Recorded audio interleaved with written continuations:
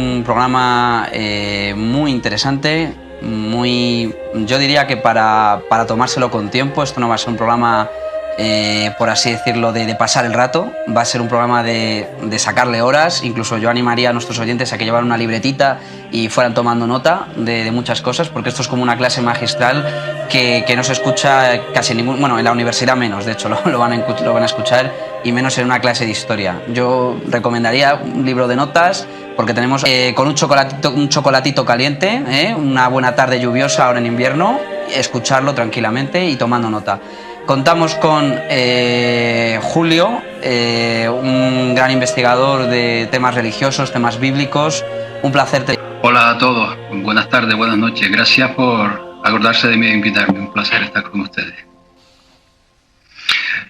Bueno, este control sobre la humanidad pienso que comienza desde los comienzos de esta civilización, ya sea en Egipto, ya sea en Sumeria, pero sobre todo lo que conocemos por Babilonia. Es ahí donde ya se va entremezclando con estas religiones monoteístas, y estas castas sacerdotales que estaban en Babilonia, sospecho, porque es una parte de la historia que no he profundizado demasiado, sospecho que, pero hay bastantes indicios, que fueron los que iniciaron toda esta especie de conspiración para engañar a la humanidad.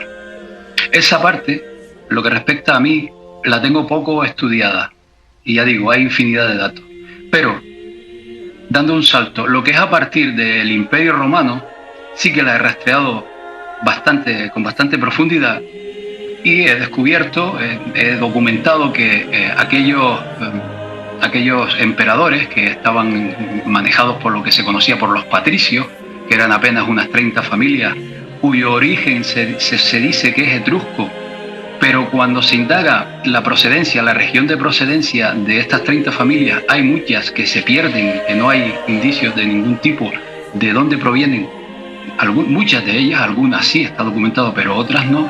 Bueno, estos patricios que estaban por encima de la ley y por encima del bien y del mal, que el romano se plegaba a sus pies cuando iban por la calle y demás, cuando cayó el Imperio Romano, cuando cayó oficialmente, muchos de ellos se ocultaron en lo que en aquel momento era la desembocadura del río Po, unos islotes, unos manglares que había allí, que es lo que hoy se conoce como Venecia.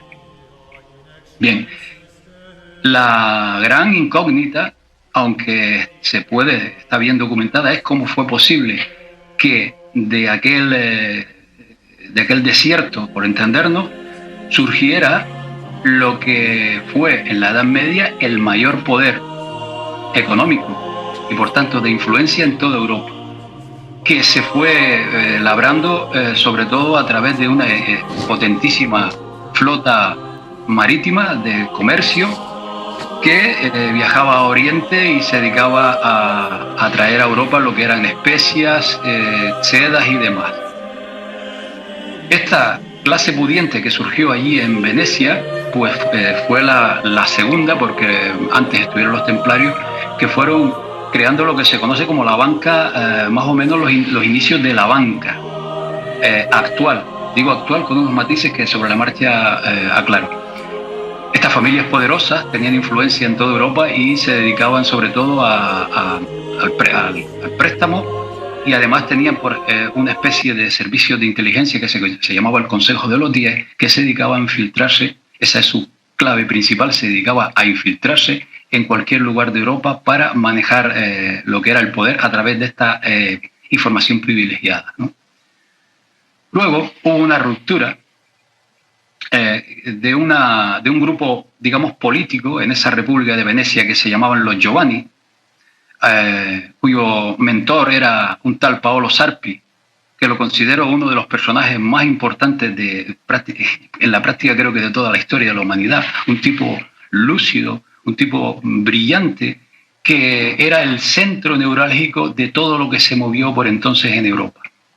Bueno, por resumirlo un poco, esta ruptura de la banca, Giovanni apostaban por una banca centralizada en detrimento de la banca familiar, privada, lo que conllevó unido al descubrimiento de América, lo que conllevó fue que este dinero, este capital de estas familias, y si no físicamente, sí, el capital se desplazara primero a los Países Bajos y luego a Londres para fundar lo que hoy se conoce como el Imperio Británico, ¿no?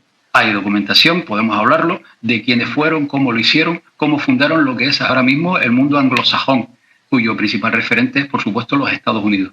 Bien, esto más o menos, en síntesis, es el camino que ha llevado este poder hasta el día de hoy, en que podemos constatar que lo que es el imperio anglosajón es quien domina el mundo, basado en el comercio sobre todo y demás, y cuyo origen, repito, estaba en este capital y en estas familias que podemos nombrar más adelante si quieren, de la nobleza, de lo que se conoce como nobleza negra, la nobleza veneciana. Es curioso, Jorge, menciones el origen de los estados modernos y de los imperios modernos, que ya parte de Roma, porque precisamente el origen del Estado, tal y como lo conocemos en España, parte del derecho romano, que es lo que ya implica esa propiedad legitimada o avalada por la ley, por el Estado. La ley encarnada en el Estado, es decir, el Estado es resultado de Roma y de ese derecho romano y del pater familias y de la propiedad, y de ahí viene un poco todo.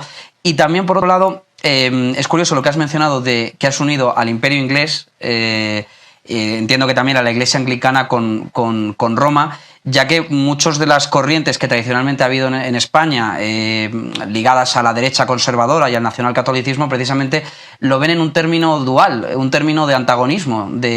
Por un lado está el Imperio Británico, que tiene una visión del mundo completamente diferente a lo que representa la Roma católica, hispana, la hispanidad, etcétera. Y precisamente tú lo que haces es un poco desengañar y desentramar ese cliché por el cual partimos de que, al fin y al cabo, la Iglesia anglicana, los templarios, es decir, el origen del poder británico, no era otra cosa que las mismas familias que habían aupado a la Iglesia católica romana. Conozco muchos hispanistas que conocedores de todo lo que llama la leyenda negra, que estaría para un debate genial que pudieras debatir con ellos. Y también me gustaría un poco, ya que has hablado del todo el tema de Babilonia y del todo el tema de las sociedades antiguas esclavistas, Egipto, darte la razón porque precisamente es el Imperio Romano en la época de guerras civiles cuando más nostalgia siente por Egipto. Julio César va a Alejandría a ver la tumba de Alejandro Magno. En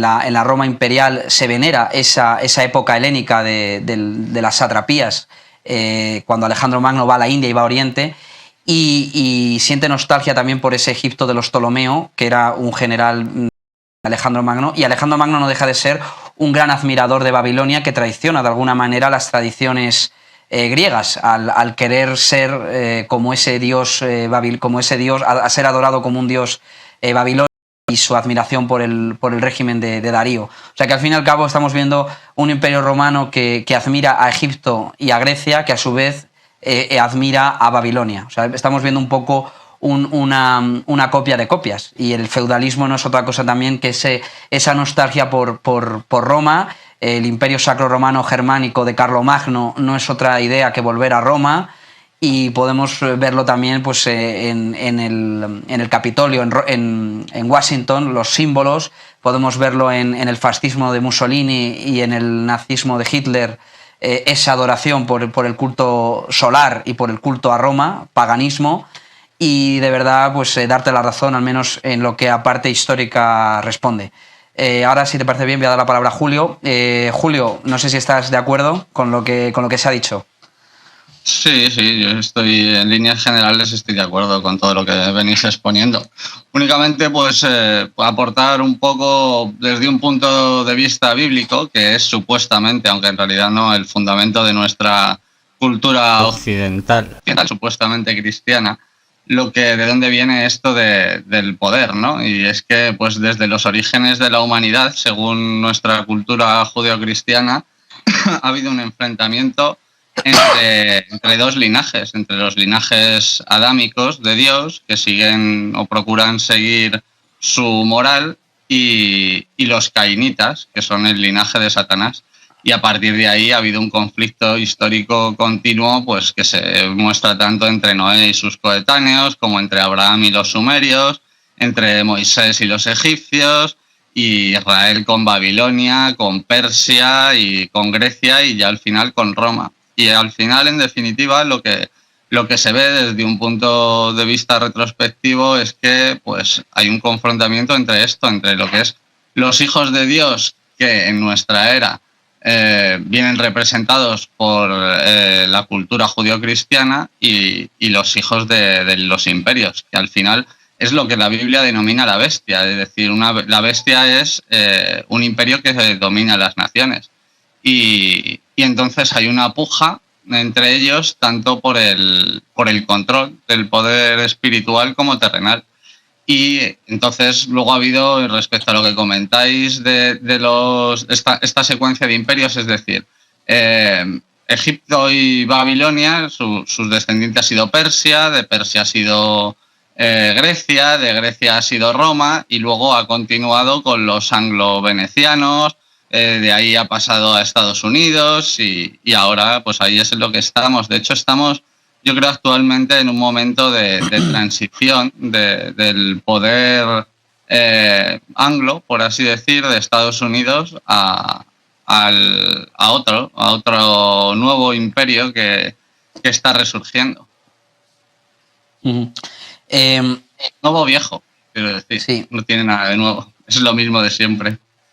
Sí, has mencionado a este nuevo imperio, que no deja de, lo vemos muchas veces en la cultura popular, en la simbología, sienten como una nostalgia de imperios esclavistas, y como buenos imperios esclavistas buscan personas de alguna manera que pierdan su carácter de ser humano, su dignidad, buscan personas sin ningún tipo de identidad cultural, religiosa. Es Egipto, es Roma, es sí. Babilonia, bueno, la Biblia lo llama Babilonia, pero podría llamarse el Imperio Romano, porque básicamente en la actualidad, como comentabas, pues lo que rige legalmente es la ley de Roma. Y la ley de Roma es la que establece la economía, porque la economía está creada a base de leyes, está regulada por leyes y administrada por leyes. La autoritas y la potestas. Y el derecho, sobre todo, de acuñación de moneda, que lo tenía Roma, lo tenía el Vaticano, el derecho de acuñación. Claro. Los títulos universitarios los firmaba el Papa, los sellaba el Papa. Es decir, tenían la legitimidad. De hecho, la ley es tanto el edicto escrito, el registro escrito, como el porcentaje de aleación metálica en la acuñación de moneda. Romano. Entonces, según vuestro punto de vista, el Imperio Romano no desaparece en ningún momento, sino que se disfraza de Iglesia. La Iglesia Católica asume el papel político que antiguamente tenía el Imperio Romano pagano. Y que, bueno, de alguna manera, esto, bueno, en 313, cuando es el edicto de Milán con Constantino, la Iglesia Católica se crea asumiendo el papel de cristiana, el falso papel de cristiana, y el cristianismo primitivo pasa a ser, de alguna manera, o el cristianismo más ligado al judaísmo, Julio, tengo entendido, pasa a ser ya una herejía.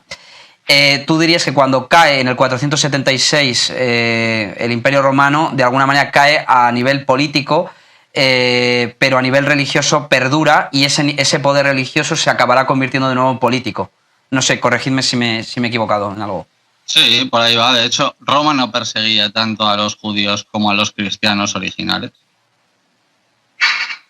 Sí, yo también estoy de acuerdo. Estoy de acuerdo porque en realidad lo que Constantino hizo fue, al no poder controlar a través de la política aquel enorme imperio, ¿no? En muchos rincones, el paganismo y demás creencias que había, pues decidieron construir una religión para un poco aunar todo aquel imperio, ¿no? Aquello funcionó durante poco tiempo, tanto así que luego Teodosio tuvo que imponerlo por ley, es decir, tenía que ser bueno, para entendernos, católico, ¿no?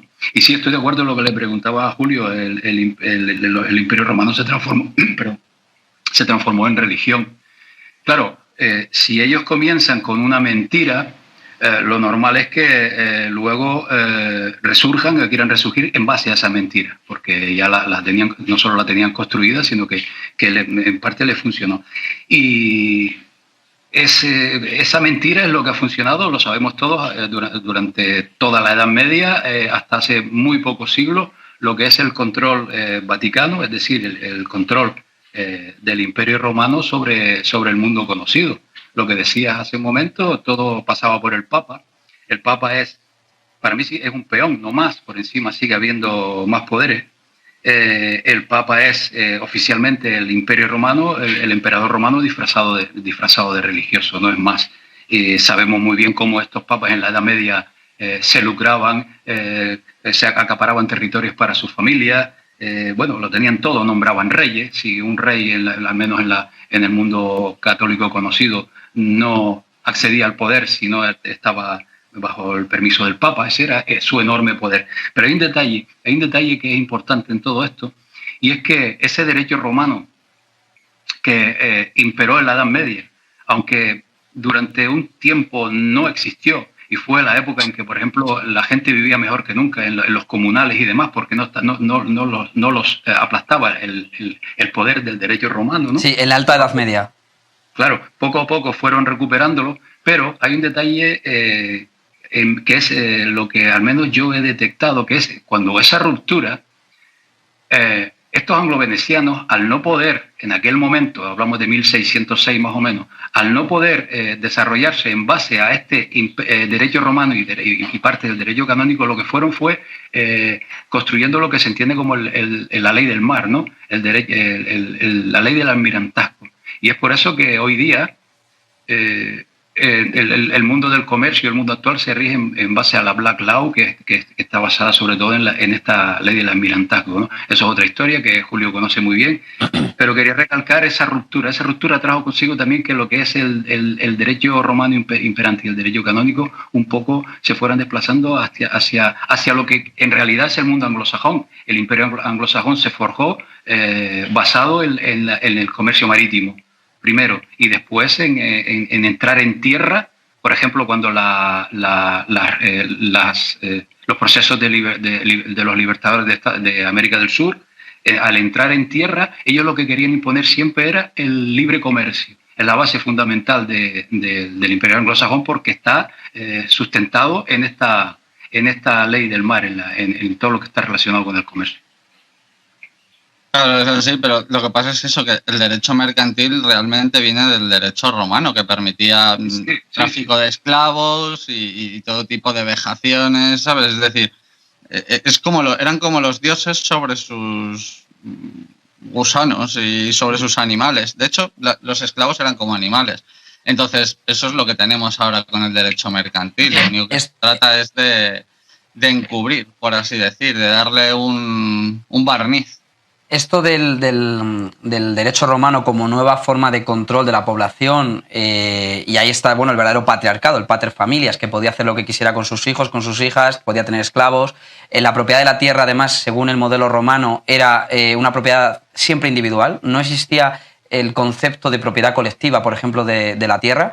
Referente a lo que menciona Jorge del comunal, hay un autor, supongo que ya lo conocerá, un buen amigo, Félix Rodrigo Mora, que precisamente, sin entrar en estos temas de las dinastías de poder, sí que menciona que precisamente en la Alta Edad Media había un comunal y había una sociedad autogestionada asamblearia de concejo abierto con su propia milicia, que había sabido sobrevivir en la celtiberia tardorromana y posteriormente a los visigodos al dominio católico romano. Y eso se pierde precisamente con la unión de los reinos. Los reinos de Castilla y Aragón, a pesar de ya estar legitimados en la Iglesia Católica, mantenían esos pequeños fueros, el fuero navarro, el fuero vasco, el fuero aragonés, y se lamina cuando se unen Castilla y Aragón, y sobre todo acaban ya de laminarse cuando Carlos V, el emperador alemán, decide crear un imperio y abolir este tipo de derechos que venían de la Alta Edad Media. Derechos consuetudinarios, derechos naturales, derechos de gentes, como lo queramos. Me gustaría apuntar que todo esto proviene de la Biblia, de Jehová. Es decir, es el primer mandamiento el que dice: yo soy Jehová tu Dios, que te sacó de la tierra de servidumbre. Antiguamente no existía la esclavitud, el concepto de esclavitud. el esclavo se llamaba siervo. Es decir, es él el que abole la esclavitud. Y luego encima establece leyes que cada 7 años tienes que, es decir, no hay ya esclavitud vitalicia ni nada. Tú puedes, digamos, tener a alguien como siervo, ¿no?, en tu casa. Eso en el modelo judeo-cristiano, sobre todo judío, en el cristiano ya ni siquiera tanto. Y cada 7 años tienes que darle la libertad y él se puede, y cada 7 veces 7, el jubileo, que es igualmente establecido por Jehová, pues cada 49 años se libera de toda la esclavitud. Es decir, esto atenta directamente contra el modelo imperialista pagano de sometimiento de naciones, pueblos e individuos hasta su máxima materialización, digamos, mercantilismo. Claro, aquel derecho romano que durante varios siglos no se pudo implantar, al no estar pisoteados por ese derecho romano, pues la sociedad por sí sola se organizó en esos comunales, ¿no? Sabemos muy bien, sí, por Félix Rodrigo Mora sobre todo, cómo se organizaban para la labor de las tierras y demás, y todo se compartía de una manera y todas las decisiones se tomaban tal cual, ¿no? Pero claro, conforme el Imperio Romano fue tomando de nuevo musculatura, pues lo primero eran aquellos reyes nombrados por el Papa, que conforme iban asentándose en el poder, pues le iban arrebatando esos terrenos comunales a la población para concedérselos a sus familiares o privilegiados, y ahí fue como poco a poco fueron acabando con esa magnífica manera de vivir y de organizarse que tenía esa gente, ¿no? Fue Roma, el Imperio Romano, cuando fue tomando musculatura. Tanto es así que esa musculatura, ya lo que era siglo XVI, siglo XV, era absoluta en lo que es el mundo conocido, ¿no? Y hasta muy pocos días, pero de otra manera, porque no sé si nos dará tiempo más adelante de hablar de cómo ese catolicismo, lo que gobernaba en Roma, ya no gobierna Roma. Eso es otra historia, porque los últimos 300 años de historia no ha sido más que una lucha entre estos dos bandos, pero bueno, eso es otra historia. En ese sentido, con respecto al tema del comunal, respecto a lo que comentaba del judeocristianismo, a mí lo que me parece es que lo que pasó es que ese modelo de derecho natural tan libre, tan humano, se extendió como la pólvora. De hecho, hay vestigios de cristianos originales en la China y en India, y por supuesto esto llegó hasta Finisterre, ¿no?, hasta el fin de la tierra, y que en este caso fue España. Luego lo que pasó posteriormente, efectivamente, es que la romanización, como la propia Roma dice, se apropió, romanizó todo el derecho consuetudinario que provenía de ese derecho natural judeocristiano original y lo paganizó, digamos. Y luego ha habido épocas, digamos, de conflicto en el que la Iglesia, por la propia desintegración del Imperio Romano y por el propio tema del conflicto con el protestantismo, pues ha habido épocas en las que Roma y su derecho ha sido menos fuerte, menos impositivo, y los pueblos en unas regiones u otras se han liberado y han vuelto a los vestigios que tenían de esa ley natural original. Es curioso, Julio, que lo menciones. Los primeros cristianos, cuando estaban en las catacumbas en Roma, se reunían en asambleas. Y, de hecho, en griego, iglesia significa asamblea. Eran comunidades totalmente autogestionadas, elegían a un pastor de manera asamblearia, un líder, por así decirlo, pero eran comunidades totalmente al margen del status quo romano. Y precisamente donde sobrevivieron al derecho romano estas comunidades cristianas primitivas, muchos siglos después, fue en los nuevos territorios vírgenes que se estaban descolonizando de la polis británica. Es decir, Estados Unidos, Australia, Canadá. Es decir, antes hablo de la América pre-Washington, es decir, de las colonias, de las colonias que, aunque todavía oficialmente eran colonias del Imperio inglés, vivían prácticamente de manera independiente. Es decir, tenían que pagar un impuesto. Volvemos al tema fiscal. Son las sociedades esclavistas y Roma como heredera la que más imponía el tema de la tributación fiscal, porque era la única manera de abastecer a la polis, de abastecer a Roma, y por eso tenía que cobrar el impuesto a sus provincias. Ahí vemos los grandes conflictos que había en Judea, precisamente por el pago de impuestos al César, que eso era una cosa típicamente copiada de la sociedad persa, donde también había un pago de impuestos de sus tierras, de sus localidades, para precisamente mantener ese ejército de esclavos. Y que luego, cuando se reconvierten con Alejandro Magno en satrapías, es básicamente asimilan el mismo modelo. Pago de impuestos para mantener sociedades esclavas y ejércitos esclavos. Nada que ver con las milicias concejiles o las primeras milicias de las ciudades-estado griegas de la Hélade, que eran verdaderos hombres libres los que iban al ejército y no mercenarios o esclavos. Claro, así es. Así es. El tema es ese, que el comunal, una sociedad o un grupo comunal es lo más parecido a una iglesia original cristiana. Y luego la cuestión es que, claro, ese tipo eso da lugar a una sociedad orgánica que es diametralmente opuesta a la monolítica imperialista. Entonces, no lo puede permitir, es una competencia que no puede permitir. Por lo tanto, la lucha está entre todo, sobre todo la lucha real está en eso. Pero luego para que esa lucha no se vea, porque claro, la gente sería evidente hacia qué se decantaría la gran mayoría de las personas, pues se crean un montón, como comentaba antes sobre el profesor Quinley, que se polariza en dos grupos o en un montón de grupos. La cuestión es que la gente se debata entre las opciones, ¿no?, que crea el sistema centralizado. Al final todas están controladas por lo mismo, ya sea a la luz pública u ocultamente a través de las sociedades secretas. Exacto, ellos se han ocupado sobre todo de aplastar cualquier iniciativa de este tipo que no les convenga a lo que es el modelo imperial, ¿no? Hablamos de los comunales, hay bastantes casos, pero es que incluso hasta el día de hoy, ya habiendo cambiado el modelo, porque hoy se basa en lo que es el dinero deuda, pues ya vemos cómo se han formado guerras, invasiones y demás a países que no entran por el aro de lo que es el actual Imperio Romano, que se basa sobre todo en este dinero, en estar endeudado con la gran banca, ¿no? Es lo mismo, es la misma historia trasladada a nuestros días.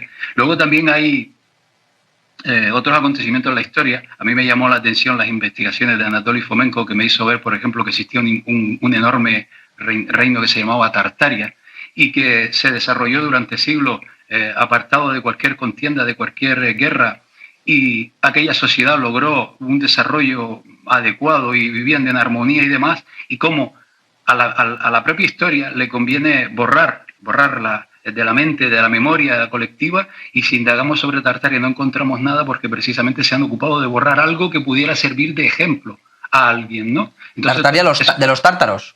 Estamos hablando de los... Tartaria, sí.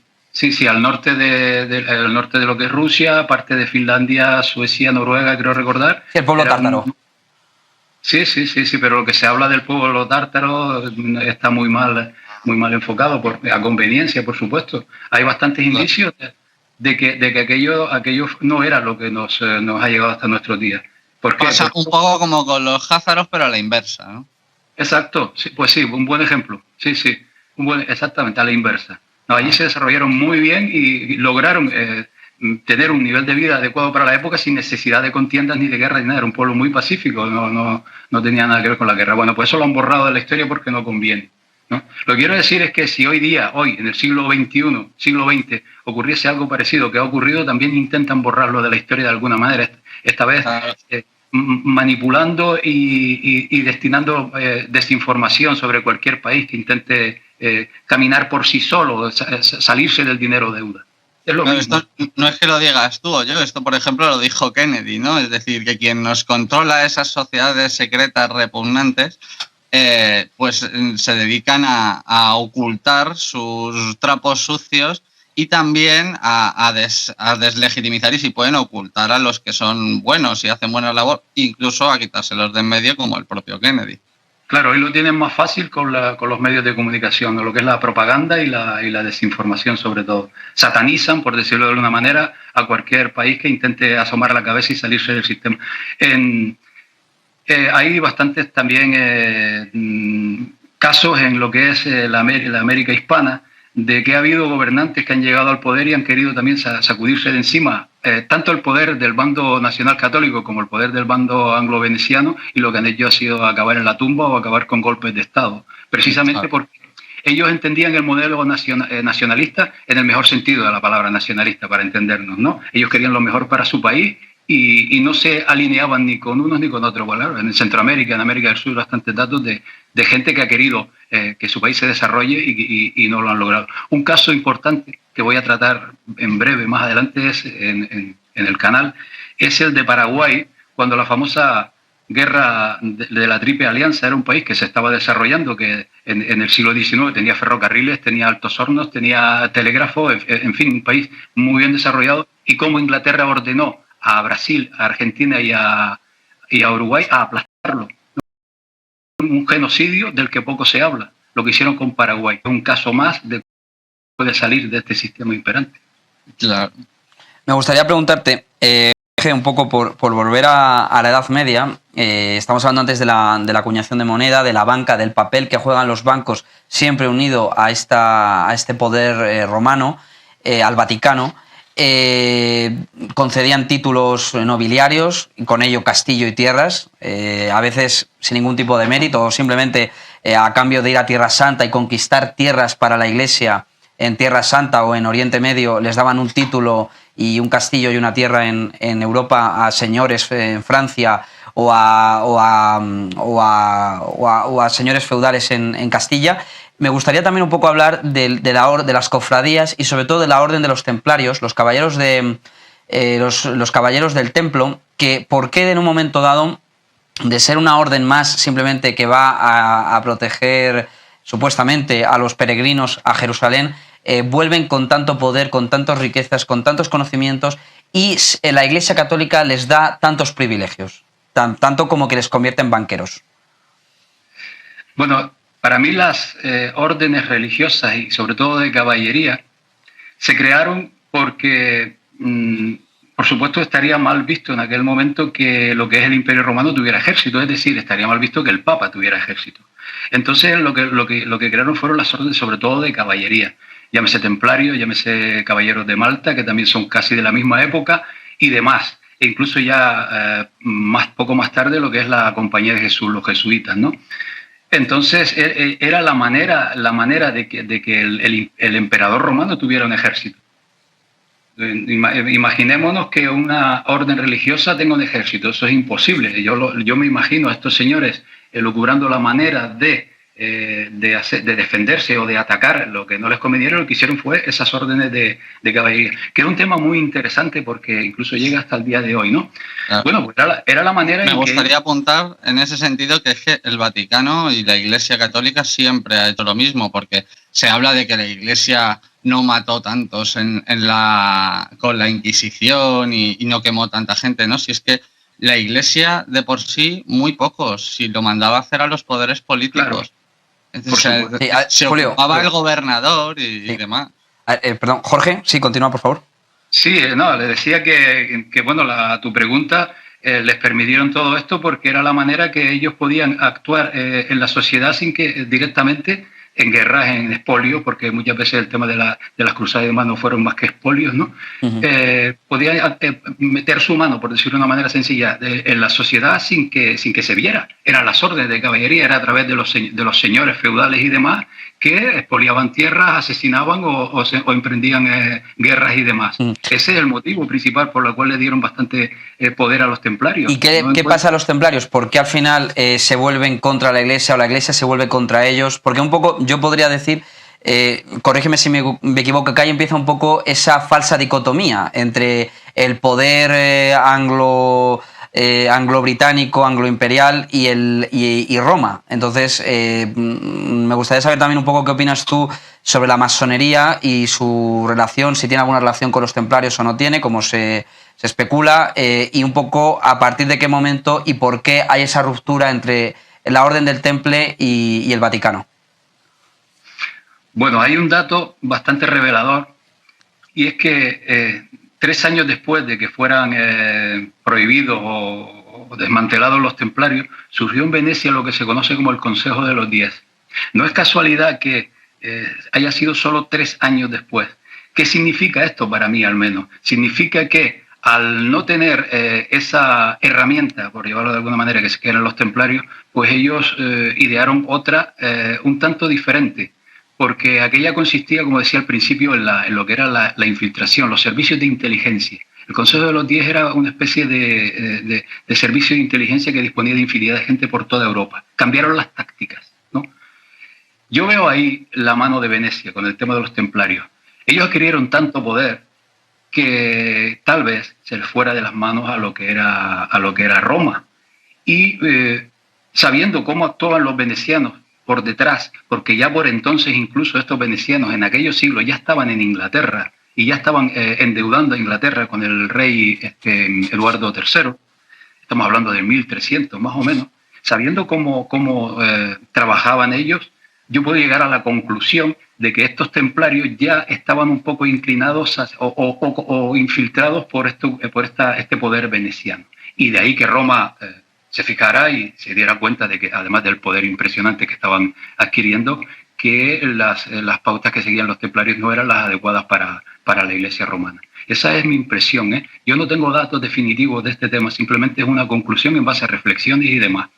Entonces, ¿podríamos hablar de una verdadera rivalidad entre la masonería como estandarte del Imperio Británico y de los poderes anglófilos y de Roma? ¿Habría una verdadera rivalidad entre la masonería y la Iglesia Católica entonces?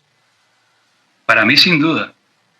Pero a partir de lo que fue la creación de la masonería especulativa en 1717, quiero recordar, o sea, cuando se inició la masonería en Inglaterra, la masonería pienso que se creó como a imitación de lo que eran las órdenes de caballería. Es decir, si lo que era el nacionalcatolicismo tenía las órdenes de caballería y las órdenes religiosas, donde iban captando y atrayendo adeptos para mantenerlos en su entorno, y de ese grupo de gente, en parte voluntaria, en parte atraída, en parte invitada, a permanecer en ese entorno, ellos iban colocándonos en el lugar adecuado, iban haciéndolo subir en escalones y demás. Ese era el poder que tenía lo que es el mundo nacional católico hasta entonces, hasta 1600.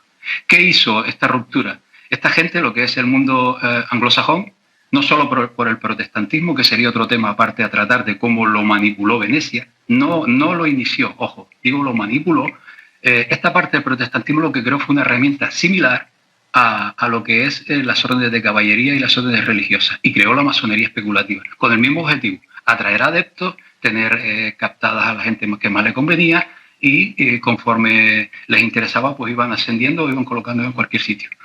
Lo que nosotros entendemos hoy día, o vemos hoy día esta rivalidad entre llamarles, por ejemplo, a los masones satanistas, diabólicos, que si toda esta propaganda, que no digo que no sea cierta en una parte nada más, solo en una parte, no es más que la propaganda que durante, sobre todo, el siglo XIX, que fue brutal en lo que es bibliografía, llevó a cabo la parte del nacionalcatolicismo para desprestigiar lo que era la masonería. Y lo que hoy día estamos viendo, esta confrontación, es el resultado de estas dos herramientas, detrás de las cuales se disfraza algo que no es ni siquiera religioso, ni por parte del nacionalcatolicismo en las cúpulas, ni por parte del protestantismo y del mundo anglosajón por el otro lado. Por encima de esto no hay nada religioso. Ellos utilizan la religión para manipular, manejar y todo lo que estamos viendo.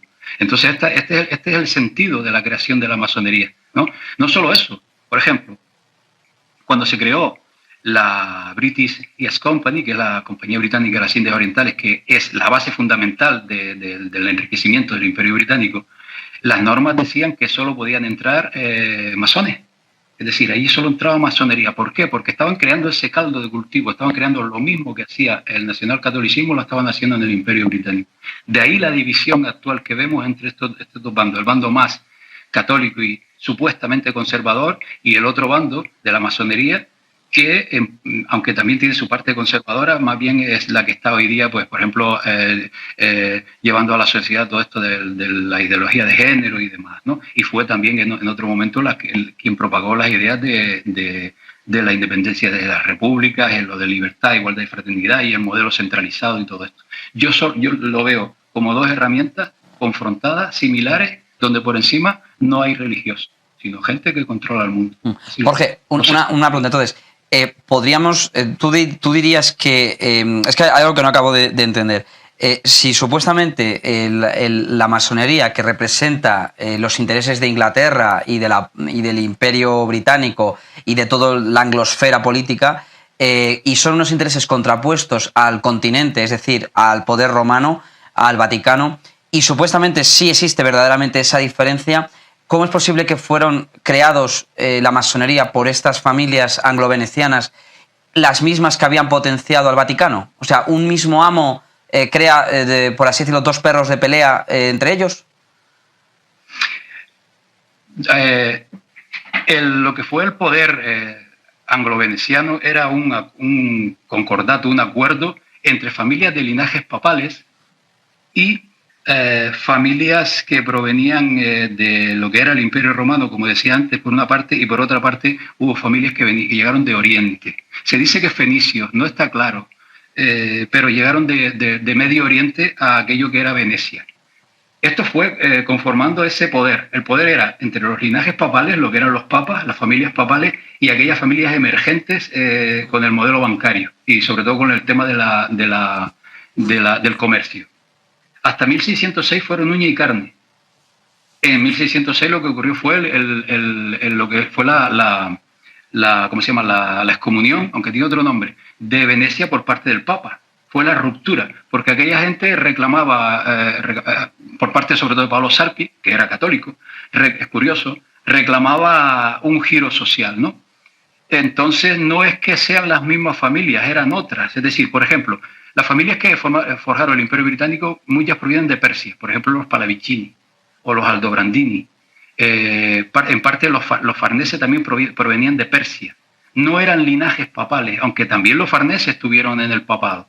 Es un emporio que durante varios siglos funcionó unido, pero no eran las mismas familias. Yo supongo que hubo ahí, en esa ruptura hubo intereses, ¿no? Hubo algunos que se decantaron por la parte que estamos hablando del mundo anglosajón y otros que se quedaron en lo que fue el bando nacional católico. No hay otra explicación. Pero no es que sean las mismas familias, ahí hubo un conglomerado de intereses en aquel tiempo. Lo que fue la Edad Media, siglos 13, 14, 15 y 10, 13, 14 y 15, sobre todo, el poder era un conglomerado entre el papado y la nobleza veneciana. No sé si me...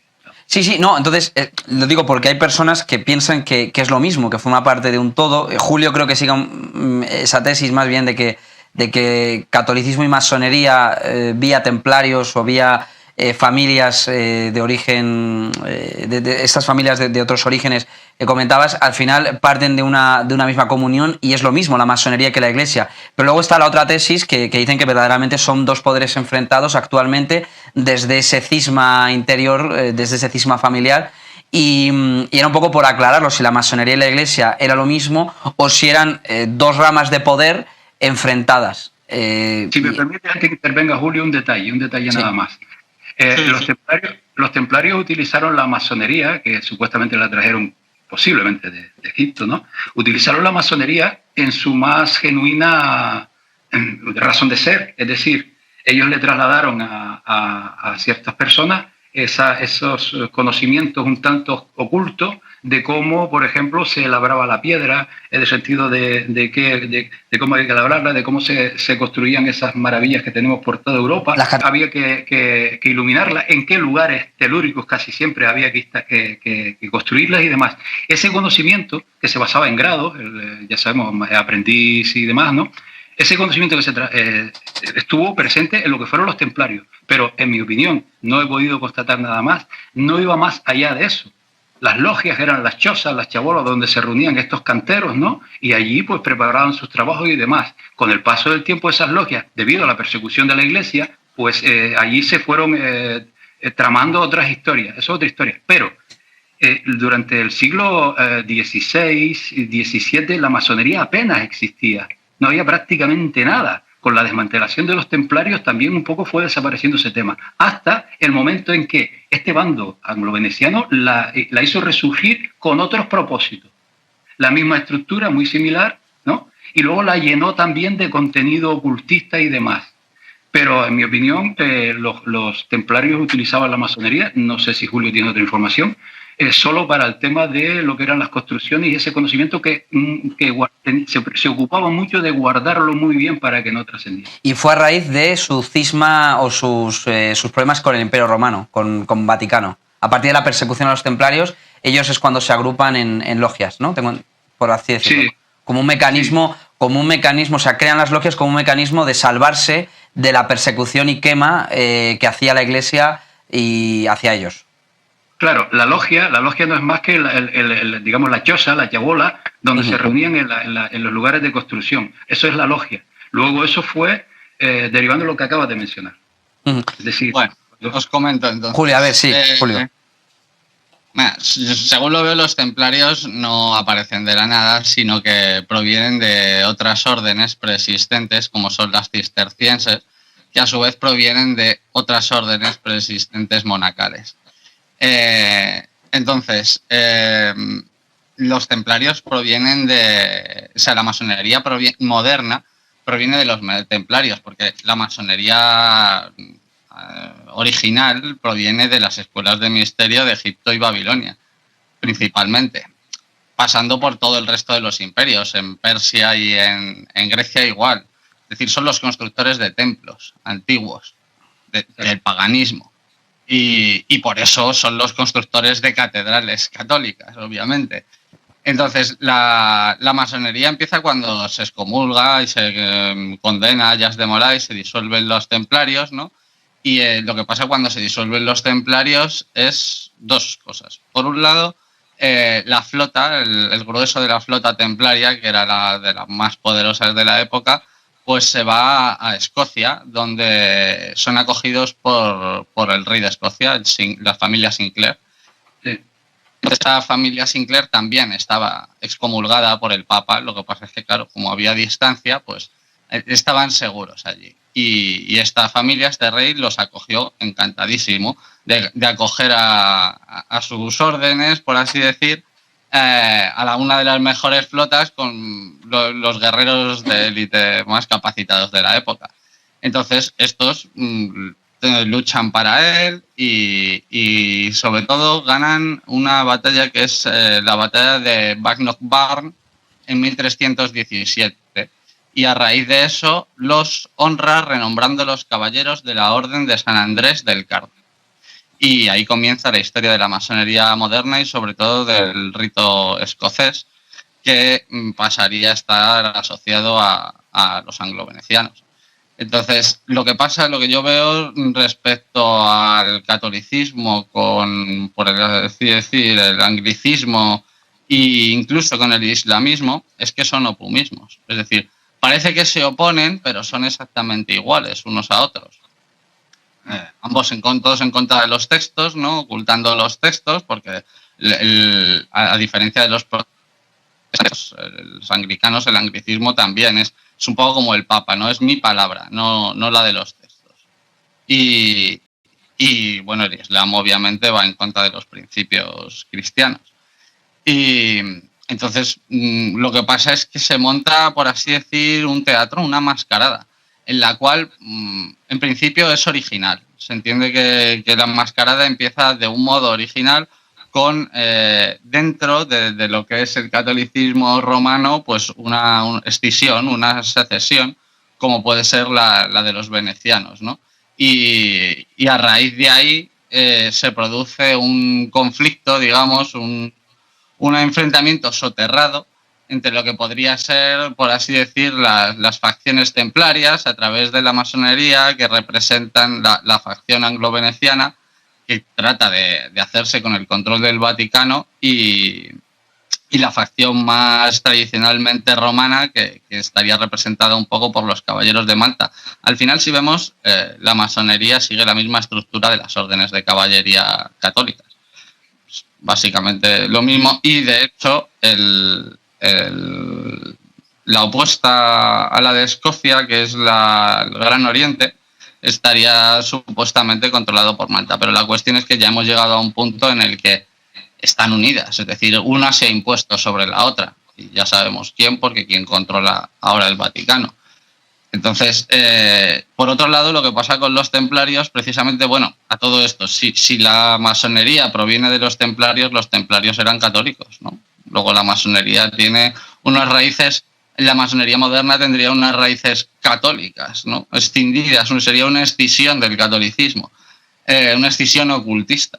Pero es que por otro lado tenemos que cuando se excomulgó a los templarios en España, y esto lo vi hace poco, ya lo sabía de antes porque lo había leído en algunos libros y documentos, pero ya lo cuentan abiertamente en el canal Historieta, ¿sabes? Y vanagloriándose de ellos, ¿no? En estos documentales que hacen ensalzando a los templarios, ¿no? Entonces lo que dicen es que en España, y es cierto, a la Orden del Temple no se la persiguió ni nada por el estilo, sino que simplemente se la suspendió, se la clausuró, y sus bienes y propiedades pasaron a otras órdenes ya existentes o a otras órdenes creadas ex proceso, como fueron la de Calatrava y Montesa. Las órdenes de Calatrava y Montesa, que estuvieron sobre todo en su final dirigidas por los Borgia. De hecho, el último gran maestre de la de Montesa fue el hermano de Francisco de Borja y Castro Pinós, que el amigo y luego general de la orden de los jesuitas. Entonces, este hermano suyo se lo condenó por sodomía. Y bueno, de la orden de Montesa se pasó a la creación de la orden de los jesuitas. Entonces, a partir de ahí, el resto es historia. Bueno, en realidad, la Julio, conexión está dada, ¿no? Ya, Julio, vamos a...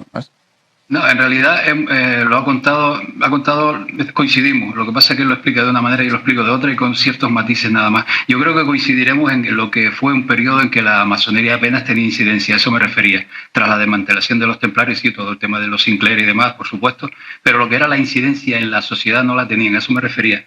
Claro, bajaron el perfil, obviamente. Claro.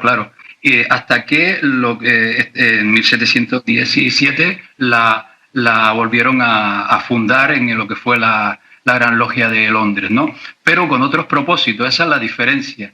La diferencia es que esta masonería especulativa, que por eso se denomina especulativa, ya tenía interés en incidir en la sociedad, la otra no, pero oficialmente, es decir, esta se creó para incidir en la sociedad y el caso es que ha incidido y de qué manera, porque la historia de los últimos 300 años es masonería pura. De hecho, en ese respecto sobre incidir en la sociedad me gustaría comentar lo que dice Albert Pike en Morales y Dogmas, ¿no? Que dice que la masonería moderna, procedente de Babilonia, lo reconoce, se reactivó para infiltrar y destruir el protestantismo. Pero Julio, el mismo fin que los jesuitas. Julio, una pregunta. Yo lo poco que he investigado respecto a la masonería primera, su primera versión antes de su refundación en 1717, hace 300 años, es que esta masonería de inspiración templaria, rito escocés, etcétera, lo que hace es asimilar mucho del cristianismo primitivo gnóstico, es decir, cátaros, los nestorianos. Es decir, eso que llaman cristianismo gnóstico es paganismo puro y duro. Bueno, pero sí, pero la Iglesia Católica persiguió. Eso es en lo que se basan los anglo-venecianos y estas familias de la nobleza negra veneciana, en todo el conocimiento gnóstico, ocultista, que ellos mismos, los Medici, por ejemplo, fueron uno de los grandes rescatadores de conocimientos y de libros antiguos, pidiendo permiso y estableciendo acuerdos incluso con otros reinos como los persas para poder rescatar manuscritos, traducirlos y demás. Pero Julio, era un cristianismo, el cristianismo primitivo que se asimila con los templarios, por ejemplo, pues eso, las corrientes cátaras, fueron perseguidos por la Iglesia Católica. Luego, debe de hacerles pupa a la Iglesia Católica cuando luego los templarios lo asimilaron. El movimiento cátaro en Montsegur fue perseguido, les quemaron. Sepa, la adoración a Baphomet de los templarios tiene poco que ver con el cristianismo original, sino pero es el culto de misterios de Babilonia y Egipto. Pero ¿cómo explicas?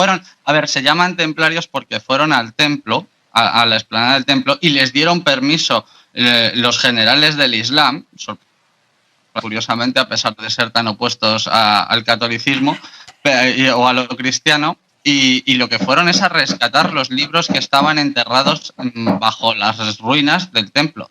A ver, porque Salomón escondió allí un montón de manuscritos paganos de cuando él estuvo, digamos, en las religiones de misterio. Lo del Baphomet lo desconozco más, pero referente a la cuestión cristiana, sí que muchos de estos canteros, de estos constructores de catedrales, seguían las doctrinas del maestro Erhard, que era un místico cristiano, y fue una herejía, considerado un hereje por la Iglesia Católica. Y cuando digo... ¿Qué tienen que ver las catedrales con el cristianismo? Yo me pregunto, ¿dónde están citadas en la Biblia? Ellos construyeron las catedrales porque así se lo pagaban, es decir, era para ellos un negocio, pero a nivel privado, Comercio. Sí, bueno, comercio. A nivel privado, ellos, su religión, por lo que he investigado, era el cristianismo primitivo. Es decir, estas corrientes, cuando templarias o pseudotemplarias, que se refugian en el norte de Europa, seguían las corrientes cátaras de Monsegur, seguían las corrientes del maestro Erhard. Los cátaros no son cristianos primitivos. Los cátaros, ¿tú no los considerarías cristianos primitivos? Bien.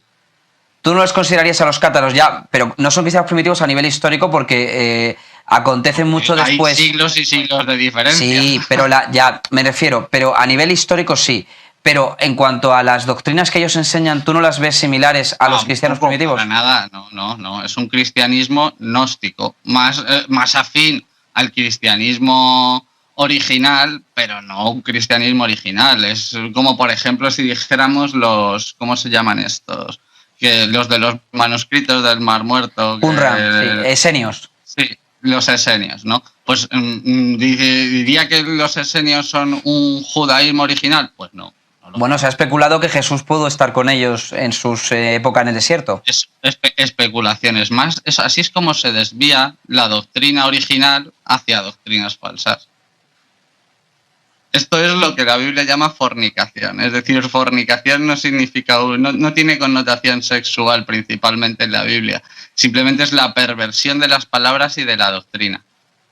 No hay Jesús no dice nada esenio, ni hace ninguna cita a los esenios, ni se mete...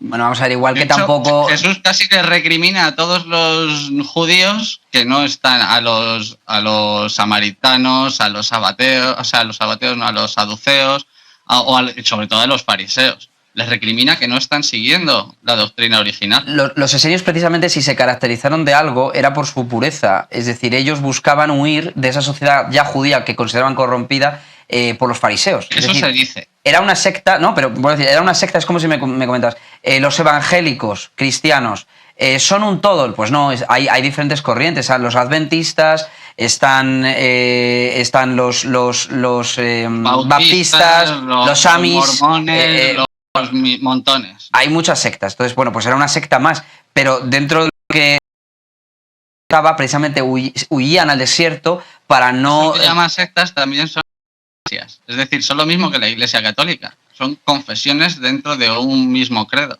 Yo, lo único que quería hacerte ver es que yo no consideraría, por ejemplo, al maestro Erhard o a los cátaros o a los donatistas como sectas satánicas o babilónicas. Yo no lo consideraría. Yo no estoy diciendo que sean satánicos, pero estoy diciendo que desde un criterio cristiano, tampoco que sea mi criterio, pero que desde un criterio cristiano, bíblico, está sirviendo al César.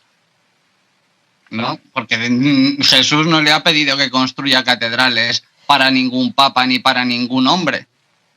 Le ha pedido que cumpla con los 10 mandamientos, que no robe, que no mate, que no mienta, que no dé falso testimonio, ese tipo de cosas, ¿sabes? No le ha pedido que le construyan mega edificios con la sangre y el sudor y la vida de miles y miles de personas. Sí, Julio, pero los templarios no... Los templarios, vamos a ver, los templarios, independientemente de que luego renegaran de Roma y lucharan contra Roma y se refugiaran en Escocia, ellos, lo de las catedrales era simplemente su negocio. Vuelvo a decir... Supuestamente eso de que los templarios han luchado contra Roma no es, porque los templarios han sido suprimidos, no han luchado contra nadie. Aunque recientemente, para haberlo visto, hace unos años apareció un diputado del Parlamento británico diciendo que los templarios le habían hecho una oferta para comprar toda la deuda pública de Gran Bretaña. Entonces, tampoco parece que desaparecieron, pero tampoco han desaparecido. Bueno, en cualquier caso, las corrientes cristianas medievales que eran considerados herejías por Roma, cátaros, donatistas, maestro Erhard, independientemente no fueron creadas por los templarios, ya estaban allí y lo único que hicieron los templarios fue asimilarlas. Entonces, bueno, por ejemplo, los cátaros fueron perseguidos, se supone que es la primera herejía así histórica perseguida sí. por y el donatismo católica. El donatismo también. Y eran, por así decir, cristianos gnósticos, pero los valdenses, los albigenses y otros fueron masacrados, se cometió un genocidio, y estos sí eran cristianos bíblicos. También por órdenes del Vaticano. O sea, entonces tú, para ti, Julio, la masonería y la Iglesia Católica es lo mismo, y para ti, Jorge... No es lo mismo, son dos divisiones diferentes del mismo poder. Es decir, son... A ver, la marca blanca, por así decir, ¿no? Cuando tú tienes una gran empresa y quieres copar más parte del mercado, te constituyes tú también mismo en tu propia competencia. De esta manera, quien no te compre tu marca principal, te compra tu marca secundaria. Bueno, eran familias enfrentadas, es decir, enfrentadas al poder de Roma, familias... Pero con un mismo fin. Sí, bueno, de origen... El control del imperio. Desde el punto de vista religioso, sí, ambos son paganos, ambos están en contra de la ley natural. Pero desde un punto de vista político eran facciones enfrentadas. Podríamos al menos coincidir en eso y reconocer eso. Sí, como el PP y el PSOE. Vale. Tú, Jorge, me gustaría... en la masonería, ¿ves el mismo afán de control que Roma o puedes salvar algún aspecto positivo de la masonería anterior a 1717 o posterior? Me gustaría preguntarte. Bueno, para mí no son del mismo poder. Para mí son dos facciones que luchan por tener el mismo poder, por conquistar el mismo poder. Para mí el centro neurálgico del poder es Roma. Y considero que son dos facciones enfrentadas en busca de controlar el Vaticano. No las veo. En el origen no entro. Hombre, lo que comenta Julio tiene cierto sentido, no lo veo del todo, pero bueno, tiene sentido, no lo voy a discutir. Pero lo que es hoy día, desde esa ruptura, pienso que no forman parte del mismo poder, pienso que están enfrentados y podemos desarrollar el tema de los últimos 300 y pico años, cómo se muestra ese enfrentamiento en todos. Yo estoy de acuerdo con lo que dices. Sí, a ver, un momento, Julio, déjale acabar. En todos los acontecimientos históricos hasta lo que fue la Segunda Guerra Mundial, y al final se cerró ese ciclo con el Concilio Vaticano II, donde considero que lo que es la parte esta parte de la masonería unida al mundo anglo-veneciano controla Roma.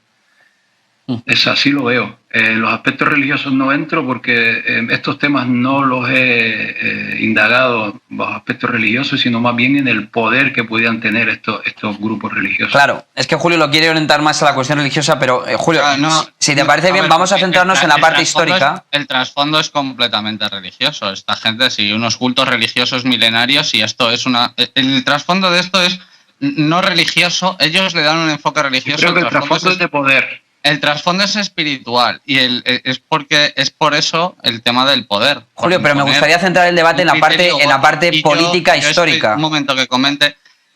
Yo estoy de acuerdo en que hay luchas de poder entre ellos como en la mafia, pero la mafia es la mafia, ¿no? Es decir, está la Drangheta, está la Cosa Nostra, pero la mafia es la mafia. Ellos trabajan como un sindicato del crimen, por así decir, aunque tengan sus luchas internas. Esa es un poco mi visión. Entonces, bueno, en realidad lo que hace la mafia, por ejemplo, pongo un ejemplo que se pueda entender mejor. Supongamos un grupo de ladrones, por ejemplo, ¿no? Que tienen sus robos escondidos y por algún momento hay contienda entre ellos nunca van la base fundamental es que nunca van a delatar, a decir dónde está ese botín. Se pelearán entre ellos, dirán lo que sea, pero el botín nunca lo harán. Bueno, yo esto lo relaciono, por ejemplo, con este interés por controlar el Vaticano, porque considero que ese centro que es el Vaticano es allí donde se esconde prácticamente todo, no solo lo que es la historia del mundo, la verdadera historia del mundo, sino lo que es los documentos que los acreditan de una manera un tanto sospechosa como los dueños del mundo. Entonces, ese secreto nunca lo van a decir.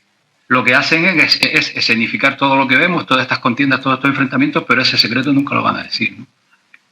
Se empieza, yo por lo menos lo empiezo a ver que no es el que oficialmente se dice. Por ejemplo, el papel que desempeñaron en lo que fueron los virreinatos de Castilla, de España, ¿no?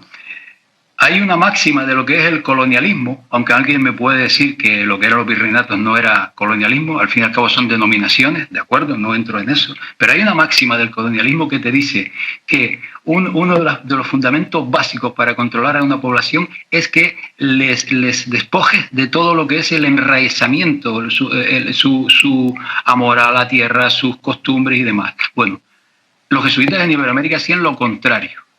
Yo no sé si es por inexperiencia en ese sentido o es de una manera premeditada. Yo ahí empiezo a detectar que los jesuitas no trabajaban para lo que es el catolicismo. Y descarto, por supuesto, como algunos hablan por ahí, de que los jesuitas trabajan para lo que es el Imperio Español. Nada más lejos de la realidad, porque ellos obedecen a su superior general y al Papa. Nada más, y es un juramento militar.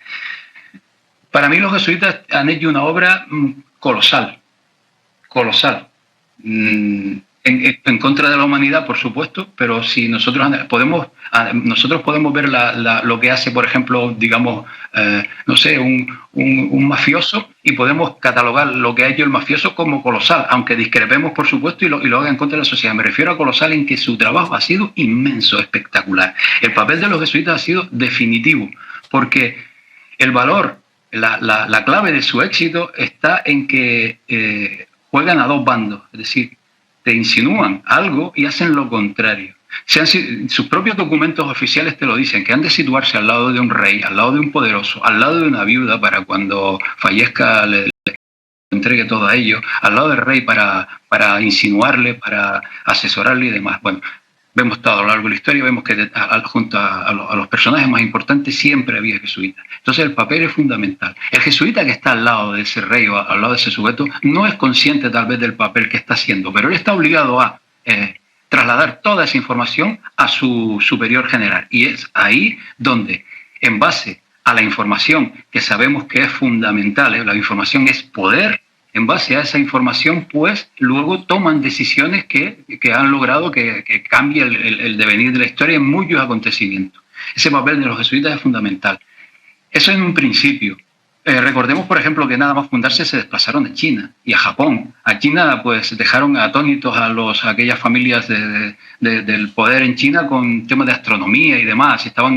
Alucinaban con los jesuitas. Aquello les salió mal, pero eso es otra historia. Si nos acercamos más a nuestros tiempos, pienso que la clave fundamental, aparte de todo lo que era la infiltración y el doble juego, la clave fundamental de ellos ahora mismo está en la educación. Ellos son ahora mismo los que ellos tienen ahora mismo los mayores y mejores centros universitarios en prácticamente todo el mundo, miles y miles de centros docentes donde se van forjando los sujetos, las personas, los profesionales que luego a la hora de llevar a cabo su tarea en la sociedad, pues la hacen en base a lo que han sido educados. Entonces, la clave fundamental ahora mismo, dentro de esta maquinaria que ya es el poder, esto ya es una maquinaria que casi camina por sí sola, la base fundamental de los jesuitas hoy día es la educación. Pero antes de esto han estado presentes y han desempeñado un papel muy importante en casi todos los acontecimientos históricos para cambiarlo hacia el lado que conviene, en base sobre todo a la infiltración y a la información. Y un detalle, la infiltración y lo que son los servicios secretos, por decirlo de alguna manera, también formaron parte fundamental, como decía, de lo que fue el éxito de Venecia. Y también los templarios los templarios no, creo que fueron los propios jesuitas los que lograron ese tipo de estrategias que la sacaron de lo que son los assassins, los famosos assassins en Oriente Medio. De ahí fue donde trajeron este tipo de maneras de manejarse en la sociedad. Por decirlo de una manera, para mí el papel de los jesuitas a lo largo de su historia, 600 años, ha sido fundamental, han sido la clave de cómo se ha desarrollado la sociedad actual. Por lo que acabo de decir y por otros detalles más, por ejemplo, quien le presentó a Ignacio de Loyola al Papa fue Gasparo Contarini. Gasparo Contarini era pertenecía a una de las familias de más poder en Venecia, estaban incluso en el Senado e incluso en el Consejo de los 10, es decir, era una familia más importante. Y Gasparo Contarini vio con buenos ojos la iniciativa de Ignacio de Loyola, y no solo Contarini, sino las otras familias, los Pallavicini, los Orsini y demás, que está documentado que recibían a Ignacio de Loyola. Sin Gasparo Contarini habría sido difícil que el Papa aceptara. El Papa, creo recordar, que era un farnese, entre otras cosas porque la familia Borgia, que en realidad fue la que inició en parte en Cataluña y luego la familia Borgia el tema de los jesuitas, no estaba bien, el poder económico que tenía no estaba bien visto en Venecia, es decir, eran un tanto contrarios, ¿no? Entonces, cuando este señor Ignacio de Loyola llegó a Venecia, fue recibido y fue acogido por esta nobleza veneciana. Yo considero que esta nobleza veneciana ya tenía previsto el papel que iban a desempeñar los jesuitas, porque el mismo Gasparo Contarini, que se lo presentó al Papa, era uno de los incitadores, y que, por ejemplo, en Venecia se imprimía todo lo que era la propaganda de Lutero y más, ¿no? Entonces, vemos ahí esta doble jugada. El Gasparo Contarini, supuestamente católico, que presentaba al Papa a Ignacio de Loyola, fundador de la Compañía de Jesús, oficialmente fundador, en esa misma Venecia, a través de Gasparo Contarini y esta familia, gracias a la imprenta de Venecia, sobre todo fue cómo se distribuyó todo lo que fue la propaganda del protestantismo. Entonces ahí se ve el doble juego de esta gente, ¿no? Considero que la iniciativa de la idea inicial de los jesuitas, no dudo que fuera genuina, pero pienso que después fue apropiada por estas familias de la nobleza negra veneciana. Proceso histórico en esos años se nota que esta orden jesuita era un tanto contradictoria. Incluso sufrió en sus propias carnes ese doble juego, ese o no saber a qué bando seguir, o bien no dejar entrever a qué bando seguía. Lo sufrió, por ejemplo, en España cuando fue expulsada, ¿no? La gente se pregunta cómo es posible que fuera expulsada, si era en ese doble juego. Ellos mismos lo sufrieron. Y en otros aspectos. Es decir, durante ciento y tantos años no se sabe muy bien o no se ve muy bien a qué bando estaba. Yo pienso que no es que se supiera, es que no podían un poco dejarlo ver. Estaban entre dos aguas un poco, o al menos en el aspecto exterior se ven como que están entre dos aguas, pero por otra parte, otras decisiones y demás se ve de manera definitiva para quién trabajaba. No creo que ellos tomaran una decisión de quedarse para unos o para otros, sino que tenían que ser demasiado astutos y demasiado civilinos, como así son, para poder un poco sobrevivir durante esa época. Y bueno, y luego otra cosa, durante muchos años también estuvieron prohibidos, ¿no? Entonces también eso es otro detalle, no oficialmente no existían, pero sí se movían. Por ejemplo, mientras no existían, sabemos que en Francia estaban infiltrados y tenían un papel preponderante en lo que fue las primeras logias y demás, que sería otro aspecto a tratar, de cómo ellos lograron imponer que en Francia se permitiera a los católicos en las logias. Eso es otra historia, con el propósito de crear grados a modo de cortafuegos, que de ahí el control de los jesuitas en la masonería, porque fueron ellos los que crearon una especie de grado de cortafuegos. Pero sobre todo, es muy curioso, en Brasil... Sí, para mí el papel de los jesuitas en Sudamérica es claramente anglosajón, pero clarísimo. En lo de Carlos III, lo que te comentaba antes, ahí es un tanto contradictorio. Pero hay hechos históricos, por ejemplo, cuando los indicios de lo que fue, no por cambiar de tema, sino a modo de ejemplo, cuando los prolegómenos de lo que fue la Guerra Civil Española, cuando todo aquel proceso histórico, a los jesuitas los echaron de España. Pero habría sido demasiado cantoso que lo que fuera aquel proceso echara a todas las órdenes religiosas, los expropiara y dejara a los jesuitas. Habría sido demasiado cantoso. Esa es su manera de actuar. Ellos no iban a decir, no, nosotros nos quedamos porque formamos parte de este bando que es el que queremos que se imponga. No, ellos también tuvieron que sufrir en sus propias carnes esa expulsión, porque es obvio.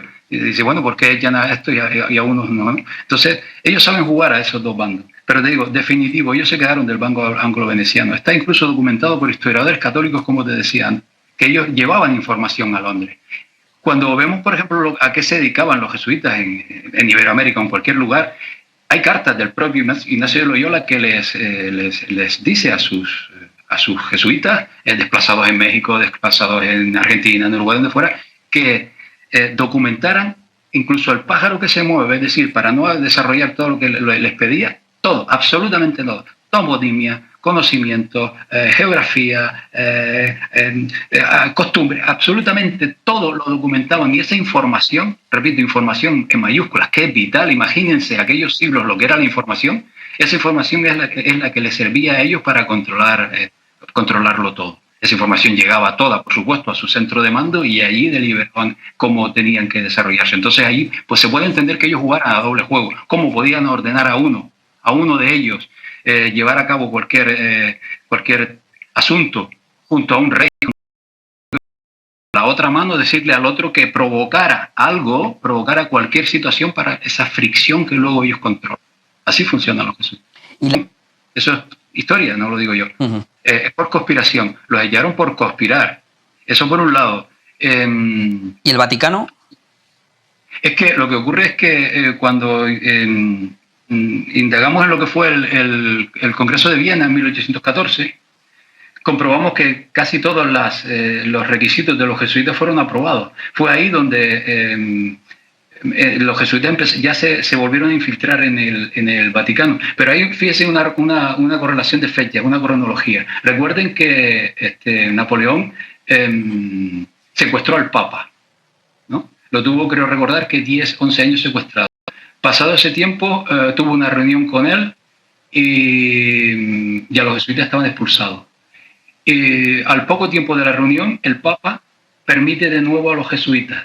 Y pocos meses después, creo que fue en enero cuando permitió a los jesuitas, y en junio, julio, se celebró el Congreso de Viena. Es decir, el secuestro del Papa y todo eso fue la coacción para que fuera remitida a la Compañía de Jesús.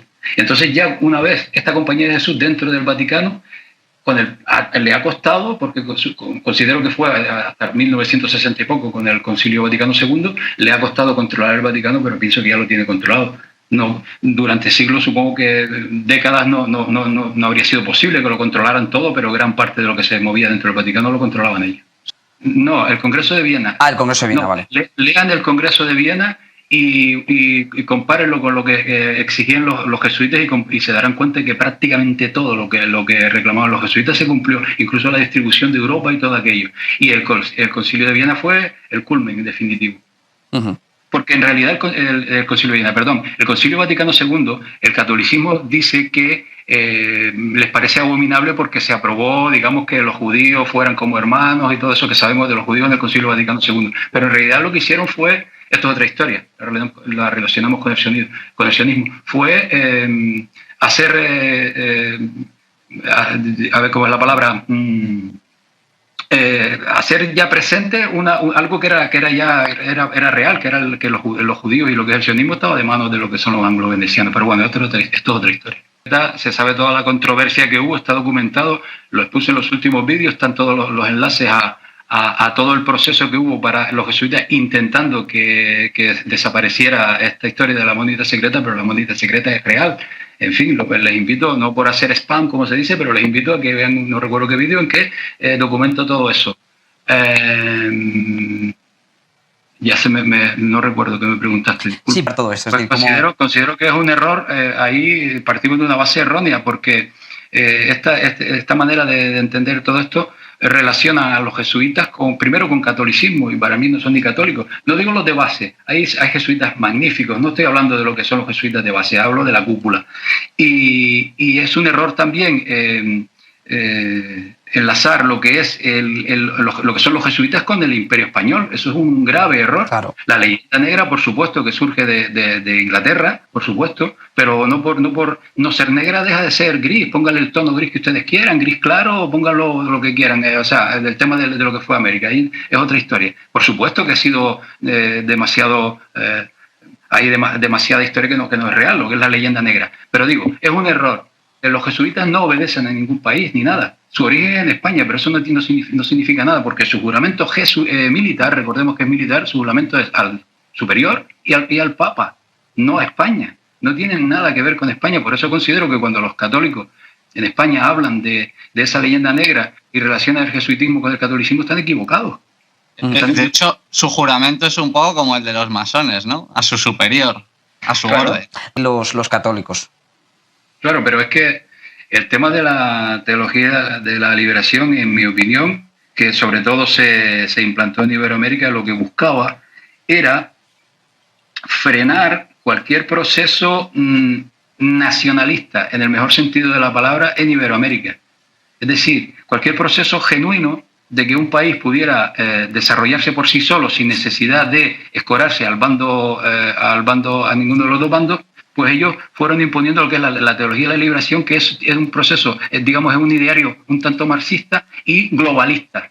Ellos inculcaban la idea de más globalista que nacionalista. Para mí es la lucha que llevaban en Iberoamérica para impedir que un país se desarrollara por sí solo sin estar anclado al dinero deuda de Londres sobre todo.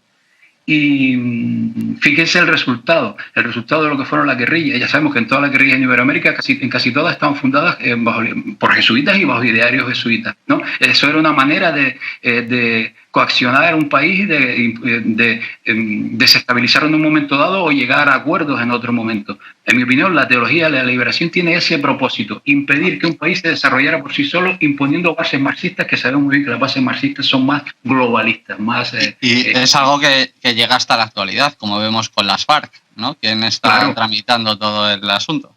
Bueno, tengo la impresión de que lo que son el tema de la guerrilla en Iberoamérica le están dando carpetazo. Pero me parece que ya tienen preparado todo lo que quieren para Iberoamérica. Por eso, y recuerden, todo el proceso de paz de la FARC se llevó a cabo con intermediarios jesuitas y en instalaciones jesuitas. Es un poco lo mismo que nos está pasando y que ha pasado en España con ETA y el independentismo vasco, o ahora con el independentismo catalán. ¿Quién ha estado en medio de todas esas negociaciones? ¿En dónde se han organizado y quién ha mediado? Sí, sobre todo el PNV. Claro, y en Cataluña muchos están formados por jesuitas. Es más, el católico señor, no recuerdo cómo se llama uno de ellos. Junqueras. Sí, ellos son pro-jesuitas 100%. ¿no? Junqueras, que es una persona que ha tenido incluso acceso a la biblioteca del Vaticano. Es verdad que es historiador. Allí se codeaba con Ratzinger. Exacto, sí señor, así es. ¿Y modelo de educación jesuita? Sí, bueno, es que de hecho fue Prusia quien acogió a los jesuitas cuando fueron expulsados, y el modelo prusiano fue desarrollado por los jesuitas. Sí, y eran protestantes. ¿No te parece, Jorge, que el modelo de educación prusiana es precisamente el modelo para competir con la educación protestante establecida por los protestantes originales? No, pero Julio... Claro. Bien, una cosa no quita la otra. Pero ese modelo inicial lo prepararon ellos para el ejército. El rey... El prusiano, pero el modelo protestante original era que en todas las escuelas y en todo el mundo empezara a aprender a leer, y tenía que saber leer la Biblia. Entonces, el modelo para contrarrestarlo es el modelo prusiano. Que en vez de un modelo que establece como autoridad la Biblia, es un modelo jerárquico, castrense. Pues pudiera ser. No lo descarto tampoco, Julio. No lo descarto. En base a tu idea de este tema, lo veo posible, por supuesto. Sí, es posible. Es posible. Bueno, el tema de la educación ya sabemos que... Porque mucha gente, ellos educaron, claro, ¿cómo no van a educar? Ellos necesitan que la gente sepa leer y escribir para que sepa lo que dice, ¿no? Claro, para... Infiltrado, y como comenta Pike, el principal motivo de la reactivación de la masonería fue la infiltración del protestantismo. Bueno, pero eso lo dice Pike. Claro, pero lo dice Morales y Dogmas para iniciados del grado 29 para arriba. Es decir, que no es un libro para todos. Es que otro suceso natural o espontáneo de vuelta a los principios cristianos originales, de vuelta en este caso, en vez de venir directamente por la confesión y por la práctica original, por los textos. Es el verdadero protestantismo. Cuando algo está infiltrado, tiene partes o gente que sí y gente que no. Es obvio. En eso consiste la infiltración, y en crear a partir de ahí una división y un orden del caos. Un nuevo orden. ¿Coincidimos en esto? Sí, solo un detalle. Prusia los acogió. Ellos vagaban por el Mediterráneo porque ningún reino los quería. Fue Rusia quien acogió a los jesuitas cuando fueron expulsados. Solo ese detalle. Fueron cuando desarrollaron todo el tema de la educación. Desde el principio. Ya sabemos que lo que es el mundo judío, por lo menos hasta el siglo XVII, lo veo así, era el mayor enemigo del catolicismo. Eso no nos cabe duda, ¿no? Y ya sabemos toda la historia de las persecuciones y demás. Pero considero que a partir del siglo XVII, este enemigo de los anglófilos, de los anglo-venecianos, fue atraído por ellos. Es decir, si mi enemigo tiene un enemigo, que es los judíos, pues yo lo voy a traer para mí. Es ahí donde aparece el mundo cázaro, es ahí donde aparece, por ejemplo, los Rothschild, en la misma época, ¿no?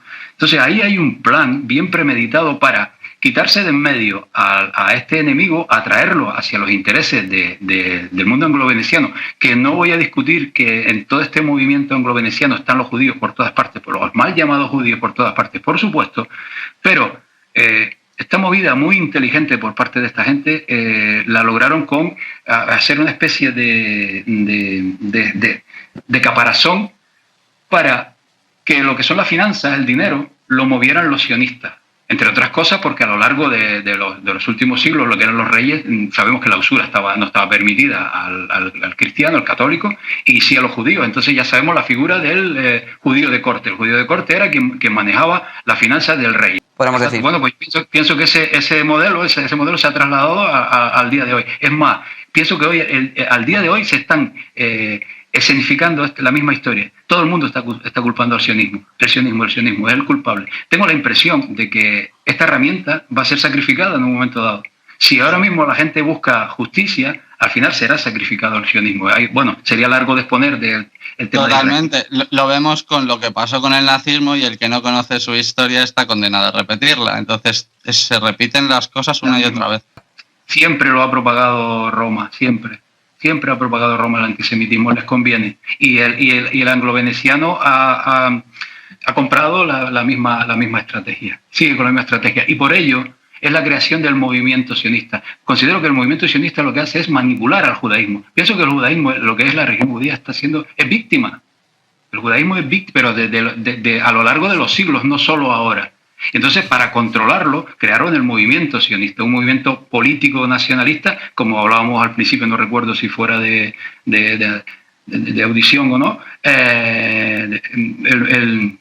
El judaísmo auténtico no habla de la tierra prometida, de llevarle la tierra prometida. En cambio, el sionismo sí es un movimiento político para manejar el destino del pueblo judío. Lo controla. Ha habido dos antecedentes. Un detalle. Pues, hay información más que suficiente que demuestra, ya no es el tema sionista, sino otra religión, el Islam. Al frente de todos los intereses del Islam hay un señor que se llama Yahvé Palavicini. Lo pueden encontrar con el tema antes que se me olvide. Pero bueno, sí, Julio, adelante. Son un par de apuntes, que hay dos antecedentes claros del sionismo, como son el que comenté antes, de las cruzadas por la reconquista de Tierra Santa, que es de lo que consta el sionismo, ¿no? De volver a reconquistar y a establecer la Tierra Santa de Israel y demás. Y por otro lado, con los házaros, asociados a los házaros. Los házaros, que eran los mejores socios del Imperio Romano en su época, pues se convirtieron falsamente al judaísmo y crearon un movimiento como de sionismo, de la nueva tierra de salvación para el pueblo judío, que era perseguido en España y perseguido en general por toda Europa, y les dieron allí como asilo. Es que el judaísmo originario ya carece de sentido. El judaísmo se ha convertido en cristianismo. El judeocristianismo es un proceso legal, el proceso de Dios contra los caídos y sus seguidores, ¿no? Satanistas.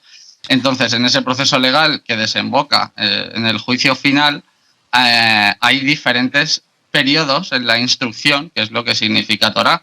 Entonces, cuando empieza el proceso en un juicio, pues se dan una serie de procesos. Pero tu abogado presenta, que en este caso es Cristo, un recurso. A partir de ese momento, el proceso ya no es como antes, porque tienes un recurso al cual acogerte. Con lo cual el marco legal preexistente, que llamaríamos judaísmo, cambia al marco legal actual, que es el que denominamos cristianismo, que en este caso es de un pueblo elegido, que es el pueblo de Israel, que es elegido para traer al Mesías. Es decir, su elección no es más que para que el Mesías tome forma humana y aquí. Y luego, cuando ya ha tomado forma humana, su misión en sí como pueblo elegido ya es trascendida, ya es irrelevante, porque lo que hace Jesús es establecer un recurso legal para la salvación de toda la humanidad. Y eso es el cristianismo. Una pregunta que quería hacer. No se convierta a Cristo, ya no sigue la misma doctrina original. Y claro, el cristiano que no reconozca sus antecedentes judíos, pues está negando también el cristianismo, y esto no lo digo yo. O sea, para ti van unidos, ¿no? Podríamos decir. No, lo que pasa no es así. Lo que pasa es que, como comentabais ahora mismo y comentaba Jorge, el catolicismo ha establecido desde el minuto uno una cruzada contra las raíces del cristianismo, que son el judaísmo, ¿no? Entonces, no es que cualquier confesión que no sea católica es cristiana. No, hay muchas confesiones que no son católicas y tampoco son cristianas. Los mormones no me parecen muy cristianos. Tienen otro libro, por ejemplo. Y son, ¿sabes? El Islam tampoco es cristiana, aunque reconozca a Cristo como un profeta, pero si reconoces a Cristo como un profeta, no le estás reconociendo como el Hijo de Cristo, sino como un hombre más. Un poco por atrás. Claro, yo creo que el fascismo es Roma, ¿no? No hay más que ver toda la iconografía nacionalsocialista, que es un calco de los desfiles del Imperio Romano, y ellos mismos reconocen que son inspirados por movidos por nacionalcatolicismo, gracias, o sea, los nazis, los nacionalsocialistas, suben al poder gracias al nacionalcatolicismo y al partido sionista. Esos son los que le empujan social y financieramente.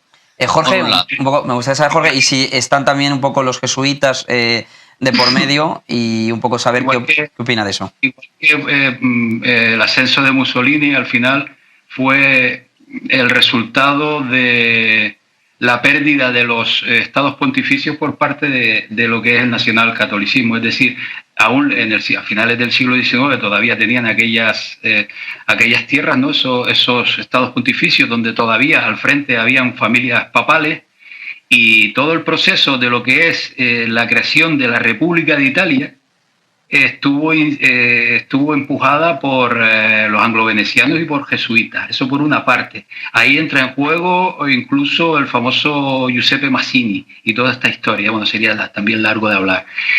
Mussolini es el resultado de Roma, de la Roma nacional católica. Y bueno, ya vemos el tratado que llegó a acuerdo con el Vaticano, que se creó. Letrán, los pactos de Letrán, ¿no?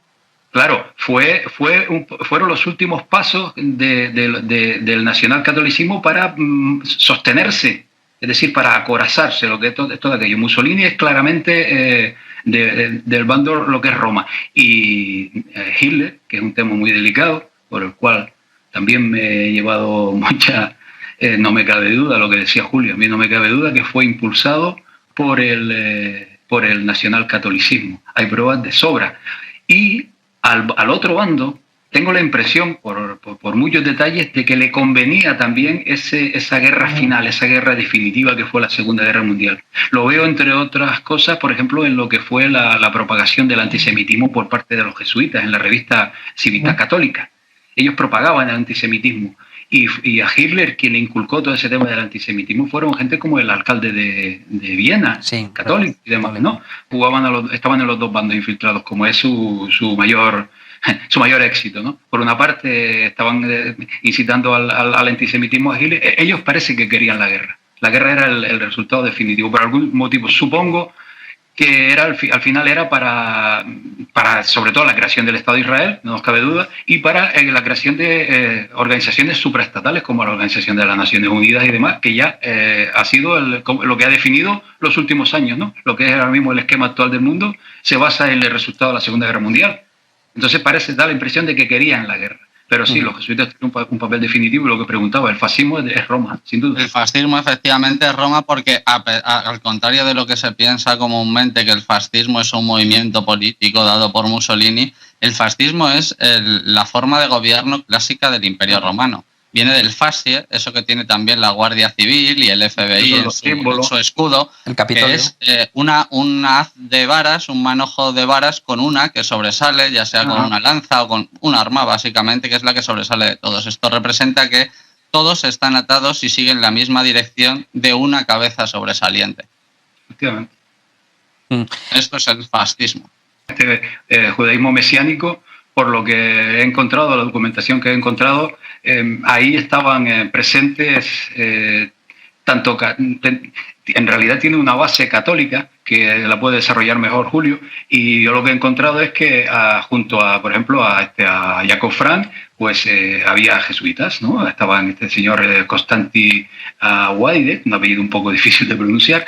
Entonces veo la mano jesuita ahí, con el propósito de, una vez más, pues manipular a lo que es el judaísmo. Es decir, antes de que surja cualquier corriente, lo que sea, la creo yo, tiene otras connotaciones, que Julio las explica mejor porque conoce mucho mejor el trasfondo religioso, pero ahora mismo lo que he indagado es que, y entonces hay que tenerlo muy presente, que en ese inicial movimiento sabateano estaban los jesuitas. Entonces el propósito lo vemos cuando, con la perspectiva del tiempo, cuando luego vemos en qué deriva, ¿no? Porque en parte esto deriva lo que fue el movimiento sionista en cierta medida. Y los aspectos religiosos, como decía Julio, los conoce mucho mejor que yo. Bueno, aquí me falla mi memoria en cuanto a nombres y fechas, porque yo tengo bien documentado cómo los protocolos de los sabios de Sion, que son reales, es decir, existen, y no solo existen, sino que se han cumplido casi al pie de la letra. Lo que ocurre es que, siendo reales, no fue de origen judío, como si se la yaca. Considero que es una manipulación más para culpar al mundo judío de lo que con la otra mano pues se ejecutan otros, ¿no? De los protocolos de los sabios de Sion hay bastantes antecedentes. En realidad quien primero lo publicó fue un sacerdote ortodoxo que se llamaba Sergei Nilus, un tipo un tanto peculiar y un tanto, no sé, un poco ido de la cabeza, que en los últimos capítulos de un libro pues salieron los protocolos. Y luego hubo otro autor británico que los divulgó en lo que fue la corte del zar, sí, sobre todo para encender la mecha del antijudaísmo que hacía falta, era necesario en la Revolución Soviética, eso no cabe duda. Pero han sido encontrados en conventos y en colegios. Y los...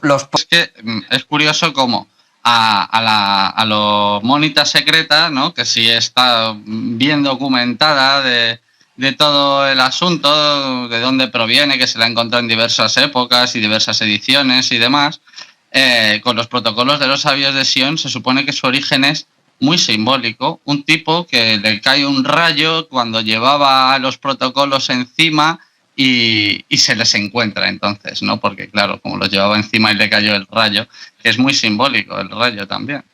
Hay un detalle a tener en cuenta que tumba toda esta historia de los protocolos de los sabios de Sion. En ellos se dice, en boca de los supuestos judíos, que ellos deben ser muy astutos, muy audaces, muy civilinos, para que a lo largo de este proceso que ellos narran ahí, su mano no sea detectada. Eso lo dicen, con otras palabras, los protocolos de los sabios de Sion. En cambio, hoy día, 2018, vemos que al frente de todo lo que se mueve en el mundo están los supuestamente judíos. Entonces, ¿cómo se explica que si en esos protocolos se dice que no deben dejarse notar, estemos como digo en mi vídeo, hasta un niño rata ya sabe que al frente del mundo están los sionistas? Claro, es obsceno, es obsceno. Claro. Hay antecedentes en otros libros de lo que son los protocolos de los sabios de Sion, en cierta medida, pero ya digo, no recuerdo ahora mismo sus nombres, pero también hubo por medio autores que ya luego se demostraron que eran falsificaciones. Todo esto claro, ahí vemos como en un caso los protocolos de los sabios de Sion son promulgados y promulgados como ciertos, mientras que la Mónita es soterrada. Sí, sí. Eran necesarios para envenenar el siglo XX. Es decir, los protocolos fue que en gran parte lo que encendió la mecha en Rusia y lo que fue todo el antijudaísmo previo a la Segunda Guerra Mundial, por supuesto. Era necesario, estaba premeditado. Y ahí está la agenda, no de los judíos, sino del mundo anglo-veneciano. Esa es la agenda del mundo anglo-veneciano. Y si pensamos en lo que hemos estado diciendo de quiénes son los antecedentes de persecución del judaísmo,